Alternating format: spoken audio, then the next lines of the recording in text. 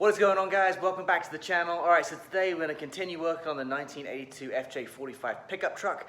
Now, I know in the last video we got the transmission finished, we got the truck back to the house from the fabrication shop, and the plan today was to get the transmission in. However, I've decided I'm going to hold off on that just for a minute because I've got some issues with the frame I want to take care of first, and it's going to require sandblasting, and I want to get that media in the new transmission, and I just figured it'd be easy to put that in last. So let me show you what we got going on and what we're going to try and tackle today. All right, so as you can see, we got the bed off the truck. Had to forklift the thing off. Those things are heavy. I'm going to actually get a proper weight on that. Hopefully towards the end of the build, we can kind of do a comparison to see what the new tray with the canopy system it will be in comparison to the old bed as far as the weight goes. But when I say this truck has had a bit of a hard life, I'm not joking. So let me show you what I've got going on here. So first of all, this rear, I guess you call it this cross member or whatever you call it, that holds up the suspension struts. At some point, this thing must have broke off, and you can see this is the repair. They went ahead and just put, I mean, I don't know what that's all about. Just a bunch of nasty welds on both sides. It's got this plate at the bottom. I mean, it's strong, it holds, but you know, I don't like that at all. Another thing on the back, I've already done this off camera, but the bumperettes used to sit across here on both sides, and when they took them off, they decided that they would, it looks like they take a plasma torch to it or a cutting torch to it or something like that, and that was the result. All this like nasty welds left behind. So I decided while I'm here, go ahead and I cut that out last night on both sides. I'm gonna put some new 10 gauge steel in there, weld it in, and smooth that all over. I've done on the same on the other side here. This was the result of the other piece that they butchered when they took the truck. So anyway, that left a big old hole right there. But anyway, let's go ahead and grab the saw, get this thing cut off, and move on with fixing this rear part of the truck.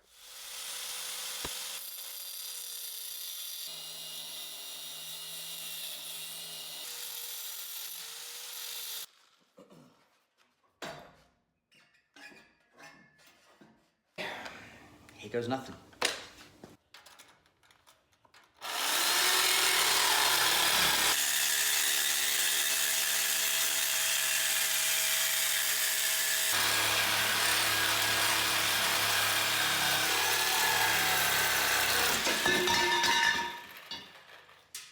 Well, there we have it. There's no going back now. So, cut that cut off. So I'll take a grinding disc and a flapper disc, and we'll clean all that mess up right there. In the morning or on Monday morning, I'll go out and get the same diameter tubing. But anyway, I'm gonna go ahead and start cleaning this up, and so we can move on to the next part. All right, it's been about an hour, as you can see. Been grinding like crazy. Got all the cut this off, which was all the booger welds that were around the support bracket. I discovered this right here. It looks like maybe at some point in its life they tried to fix a hole or something like that, which could explain the reason why this whole thing was boogered up in the first place. But yeah, I mean, you can see, you know, my finger behind there. So it's a good, it's solid, and metal's, it's solid, it's not rusty. So I got a couple of options. One is I just fill this back up with weld material, smooth it all over, and then when we put the new piece of pipe through there, when we run a bead, it'll be nice and strong. A second option is, and I've been thinking about this, is doing putting a plate. So once we kind of box the frame in on this side and then run the pipe out, and it'll be super duper strong. And then the other option is this. So here was my original plan. This is a cross brace off of an FJ40. When I got this thing, the guy, you know, cut the rivets out, and it just slides in onto FJ45. Is a little bit different, because you can see here, you've got a rivet here, and then there's the end of the plate. But this is all solid. It doesn't have like this, where you'd have 4 rivets and the thing would just come out. So it will fit. You know, it'll fit in place, and I could make it work, something like that. But in order to do that, I'd have to go ahead and sort of cut this frame somewhere like around here to sort of splice this in. So not sure what direction I want to go yet. I'm going to go ahead and start working on that one right there and pull that off and see what that looks like, and then maybe get a better idea about the game plan moving forward. So anyway, that's where we are. I'm not going to bore you with a bunch of grinding and you know, cutting. It's just we'll just skip right to it. All right, and there we go. That's about 45 minutes later. Got it all cleaned up, all that mess cut off, all this booger world nonsense that they did before with the bracing and whatnot. But anyway, same situation. Got a hole here, which probably explains why they did all this mess in the first place. The metal is solid. I ground it all the way back. This is all pretty solid. It's thin-ish here. Kind of see compared to, you know, how thick it should be, which is right there. So anyway, I think so. I'm having a little think about it. I think what I'm going to do is I'm going to make a cardboard template out of this size. Go to the store, get some metal, maybe some 10 gauge steel, which is what the frame is. It's 10 gauge steel or something similar, and then go and build a plate for this. What we'll do is we'll tack it all on, get it where we want it, and then when everything's done and set and the bar is all the way across and I'm happy with it, I'll go ahead and run a nice bead all the way around, and that'll be reinforced. So we'll do that, and then also we'll also put some rust killer behind here and in here and all that jazz, so it shouldn't ever rust again. So anyway, that's the plan going forward for now. Got a huge mess on my hands here, been just bits of Landcruiser all over the floor. So I'm gonna clean this stuff up, and I guess I'll catch you guys in the morning. Alrighty guys, got back from the shops, running around, got a few things while I was out. Went to the metal store to pick up something similar to this, and this is what I came up with. It's basically a 2-inch diameter pipe, 1/8 inch thick wall, which is exactly the same as the factory version. What we'll do is we'll get this on the drill press, measure out exactly how far the shock mount sits, drill a couple of holes, put those new bolts through, weld it on both sides, and that should be done. Also went out and got some flat stock material as well, so I can go ahead and replace or patch the rear frame where I cut this stuff out. It's also about 1/8 inch thick, so it should do the job quite nicely. While I was out, I also went to the paint store. I took this side apron with me just to try and get a color match. This truck is supposed to be, I think it's Dune Beige 464, I think is the actual color. Pretty close. Although when I did get a sample of that, it is slightly off from this color. So whoever painted this, wherever this was painted, it's just a hair off. So went over to Tasco, had a good chat with them. So they're super helpful. They recommended just this basically single stage paint. It's also got the clear in it, so I don't need to spray clear, and just a hardener and the activator. And we got it pretty close. But anyway, that's going to be for another video. That's not important right now. I'll probably do that after I spray the frame here and get the frame all cleaned up. But anyway, for now, let's go ahead, get that flat stock over to the chop saw, cut this out, and start fixing these two holes.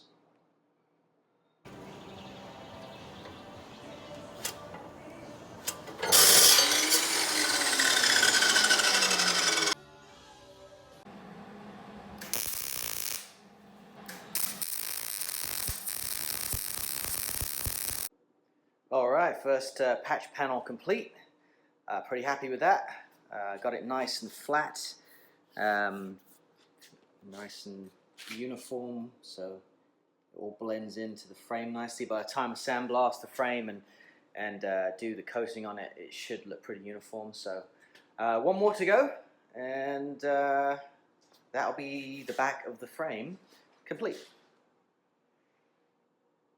All right, as you can see here, a patch that's been previously put on by someone, a poor repair at that. Let's pull it off and see what lies beneath.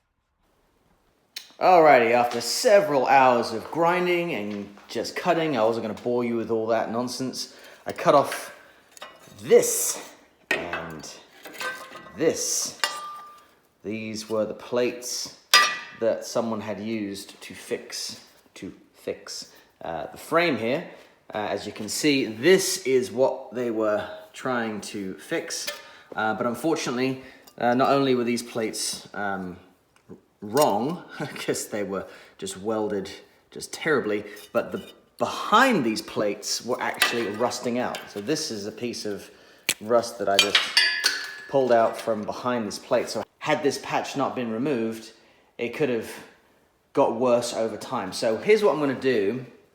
I'm gonna keep grinding this back. There is another little plate under here that needs to come off. Alrighty, got that bottom plate off. You can see it looks like it's just stick welded on, probably out in the field somewhere once upon a time. But anyway, I got the bottom piece off. This crack here seems to continue, which probably explains why they had it plated there in the first place. Although it looks like it's been I cannot get my finger in there or anything like that, so it's solid, but clearly it goes all the way up. On the other side, it doesn't look as bad. So on the other side, you can see everything looks pretty good. I'll go ahead and roll this outside here in a little bit, get the whole frame just sandblasted and getting ready for chassis paint. So, and then we'll probably, like I said, weld this up, probably put some kind of rust inhibitor on top of it, plate it, weld it, and then cover it in rust inhibitor again, and it shouldn't ever rust again. So anyway, that's what we're gonna do going forward. Okay, got it all pulled outside. That's the first time it's been in the sunlight for a while now. I've got the sandblaster out. I'm just gonna go ahead and sandblast the frame. Take advantage of this nice weather while I can. Get this done and get it back in the garage, get it painted. Okay, so it's been about 3 hours, been sandblasting. Coming up really well, happy with the results. This is nice and seamless, which I'm happy about there. This right here, this reason why this is black and the rest of it's not is when I first got the vehicle, I actually put POR15 on the back, and let me tell you, and a testament to POR15, because it is a bear to get off, even with the sandblaster.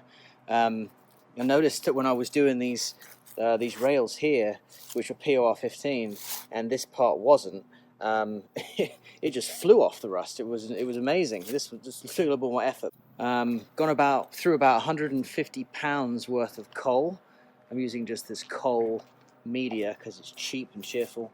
It's about 10 bucks a bag for a 50-pound bag. So anyway, I'll come back to this tomorrow, get it finished, and get it back in the garage and get it ready for paint. All right, guys, the sandblasting's done. Rolled it back into the garage here. So I got this stuff from Eastwood. It's called After Blast. It's basically a cleaner for freshly blasted metal, and it also has like a zinc phosphate coating in it. You can kind of see on the metal here, it kind of left this almost powdery finish, and supposedly that will help with adhesion when we go to paint it. So a few areas what I missed. I didn't really miss. It just was such a pain to get off. These black parts here and inside the frame, just on the back part, that's all POR15 that I used when I first got the vehicle, and it was a right pain to get off. So I figured, you know what, it's on there, it's not going anywhere. I'll just go ahead and scuff it up really good, which I did with the sandblaster, and that way when I paint everything, it should stick nicely. Let me know what you guys think down below about going forward with this. Like I mentioned before, the thought of just welding it and then putting a plate, that's kind of what I'm thinking. If you guys got any better suggestions, I'd like to hear that.